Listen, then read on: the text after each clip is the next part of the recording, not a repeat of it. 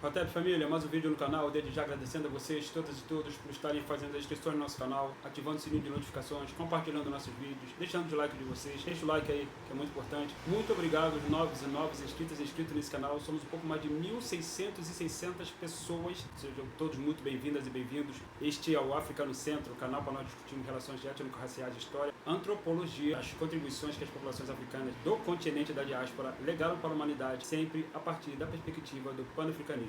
Família, hoje a gente está aqui para trocar uma ideia sobre um fato que é muito recorrente na nossa sociedade, particularmente entre nós pretos e pretas, e diz respeito ainda mais particularmente, vamos dizer assim, a nós homens pretos, a tal da palmitagem. Recentemente, vocês sabem que viralizou aí na internet uma foto do Tiaguinho, do Zulu, Léo Santana, né, o nome dele, enfim, acho que tinha mais gente ali naquela foto. E aí, estavam todos com as suas respectivas companheiras e todas elas brancas. Quem é do pagode aí, que não é o meu caso, eu sou do rock, eu sou do metal, do break, do funk, do rap, diz que o Tiaguinho, que é cantor do Exalta Samba, né, enfim, ex-cantor do Exalta Samba, ele tinha uma namorada negra, bem pigmentada, antes dele se transformar nesse cantor famoso que ele se transformou, aí depois ele casou com uma global aí, separou, agora tá com uma outra mulher branca. Tem o caso do Vinícius Júnior, que a gente falou dele no vídeo anterior, sobre a questão do racismo que ele passou lá, e ele também se relacionou com uma mulher branca. Algumas pessoas, por exemplo, me disseram que não se solidarizam, pessoas negras, né? Na verdade, um homem negro e uma mulher negra, já acima dos 70 anos, me disseram as mesmas palavras, que não se solidarizavam com o Vinícius Júnior por ele ter passado essa questão do racismo, em virtude de ele estar se relacionando com uma mulher branca. Eu falei para essas pessoas, né, principalmente para esse irmão, que eu respeito muito, que a gente tem que tomar cuidado quando a gente fala determinadas coisas no que diz respeito a relacionamentos, né, de homens pretos com mulheres brancas, porque a questão não é tão simples como parece. Parece que é simples, família, mas ela não é tão simples. Jorge, você está passando pano para esses... Não, família, eu não estou passando pano para esses caras, absolutamente. Até porque não me importo com o que as pessoas fazem na sua vida pessoal. Não é esse o meu objetivo de análise, o que as pessoas fazem das suas vidas privadas. Se elas se relacionam com homens, com mulheres, brancas, pretos, chineses, japoneses, árabes, europeus. Eu não me importo com essa particularidade da vida de cada pessoa, independente dela ser preta, branca ou não. Por que não? Porque eu acho que isso é um particular de cada um.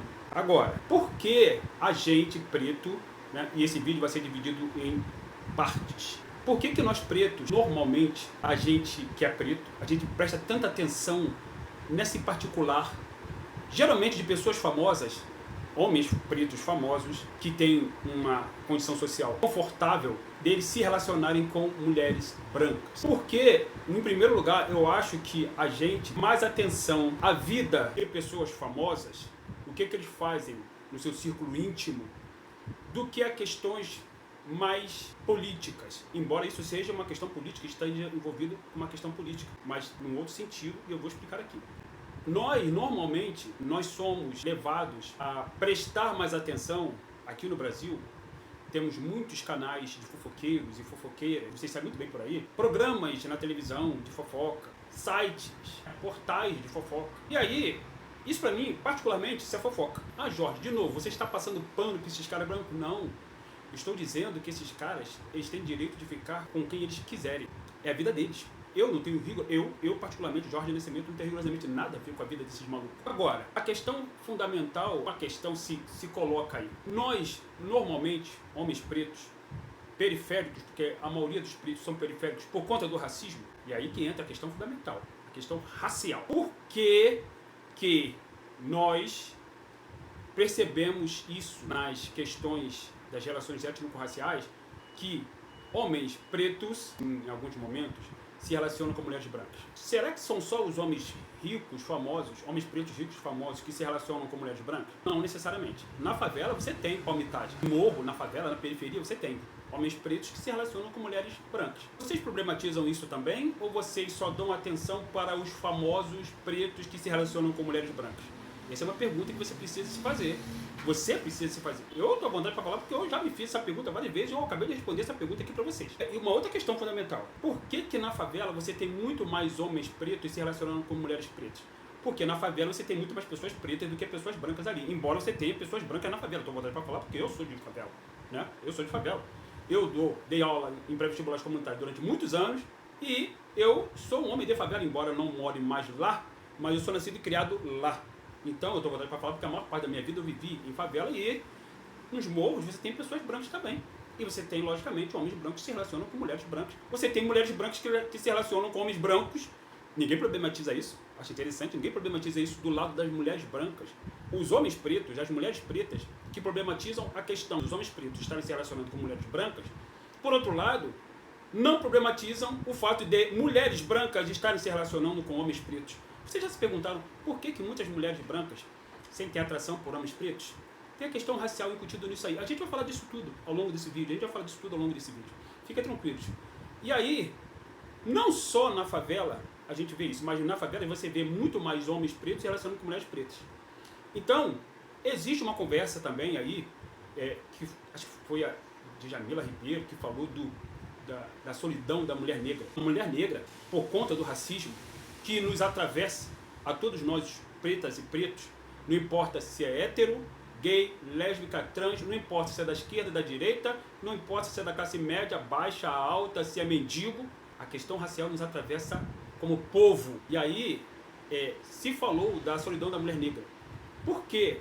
Porque as mulheres brancas, Angélica, Xuxa, Sharon Stone, etc., loiras, branquíssimas, Pamela Anderson, por aí vai, essas mulheres foram colocadas para nós ao longo de séculos como padrão de beleza.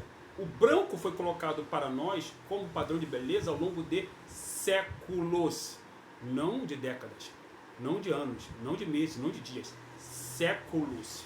Para vocês terem uma ideia, o padrão de beleza europeu se estabeleceu a partir da Revolução Francesa de 1789, quando os burgueses, que são esses que controlam o sistema capitalista no mundo e controla também os meios de comunicação, televisão, jornais, revistas, né? Tem muito a ver com isso, cinema tem muito a ver com isso, né? Novela, séries, tem muito a ver com isso, com a questão da imposição de um modelo só de beleza branca. Vamos dar o exemplo da Nigéria. Este ano a Nigéria proibiu mulheres brancas estarem participando de campanhas publicitárias. A partir de agora são só mulheres negras, isso é fundamental. Mas durante muito tempo, e a Revolução Francesa foi em 1789, foi se construindo uma visão do padrão de beleza europeu para o mundo.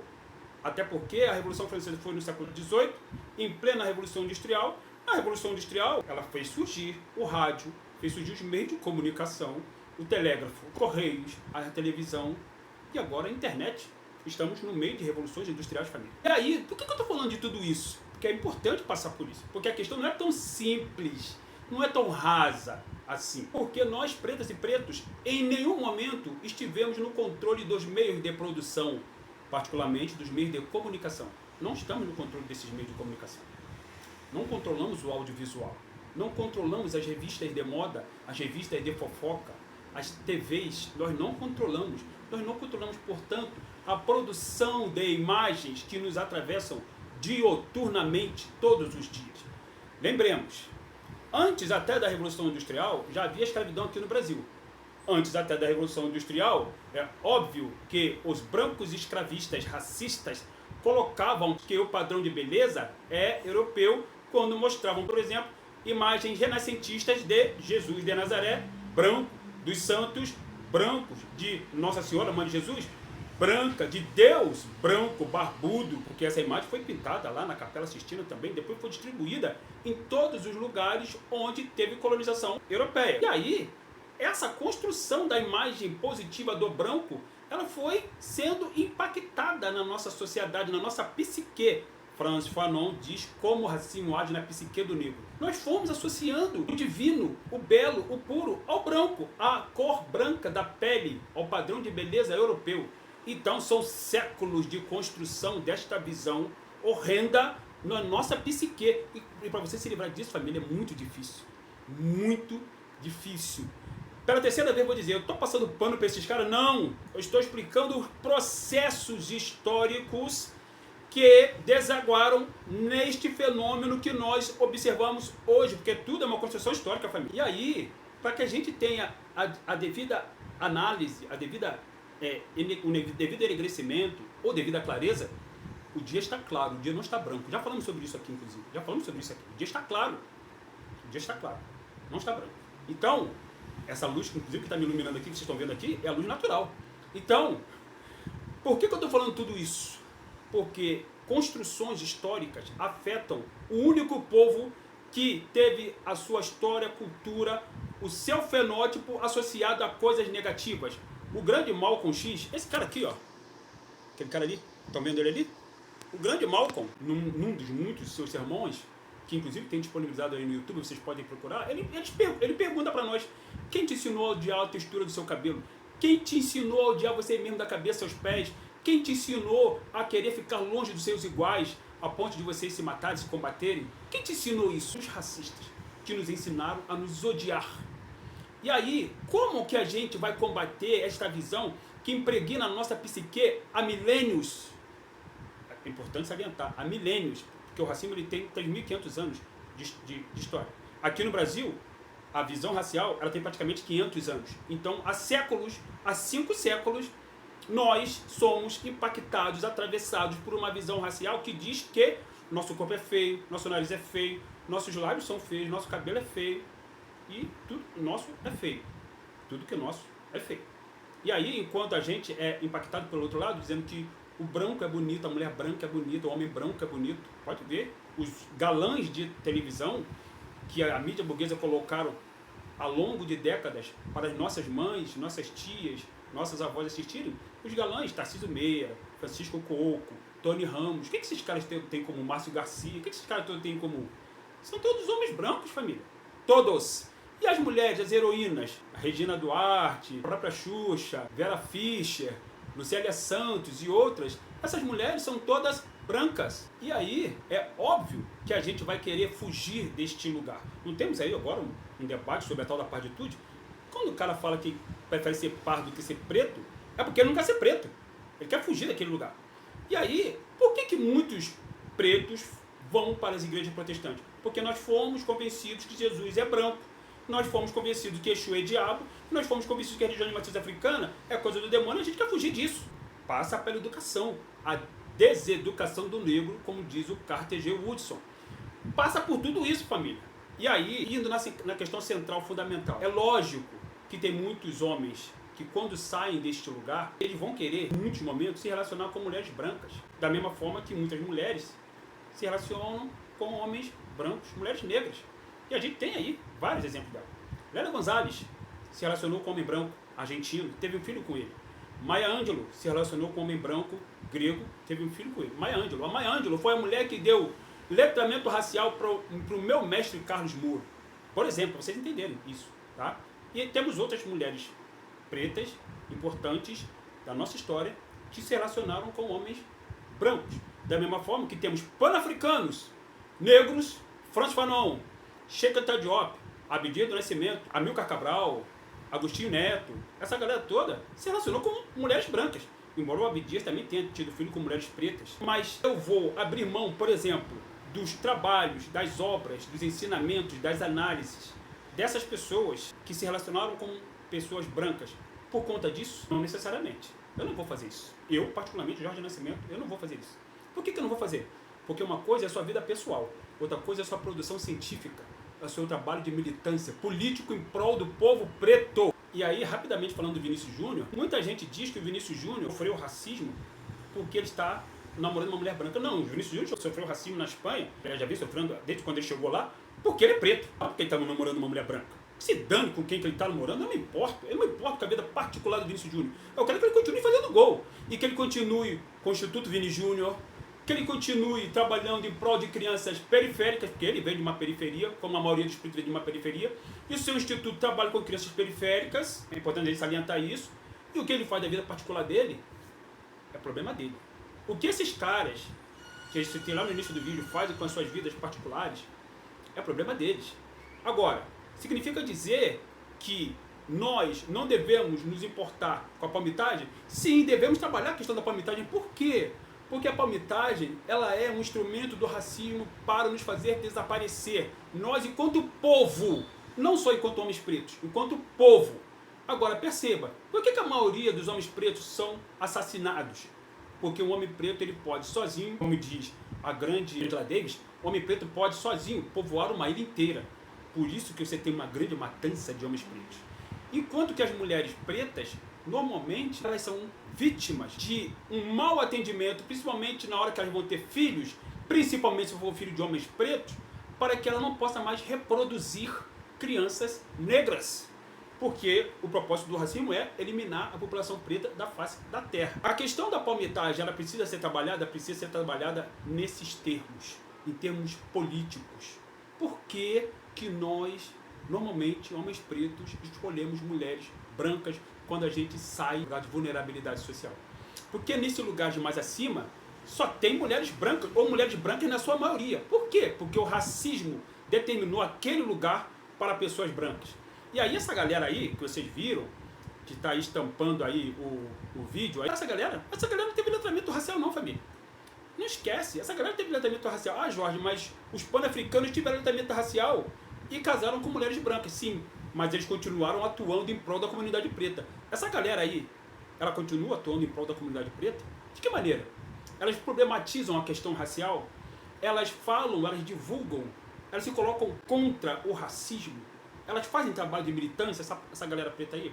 Eu, sinceramente, não vejo. Tiaguinho, Zulu, Léo Santana, esses malucos aí, eu não vejo esses caras falando sobre a questão racial em momento nenhum.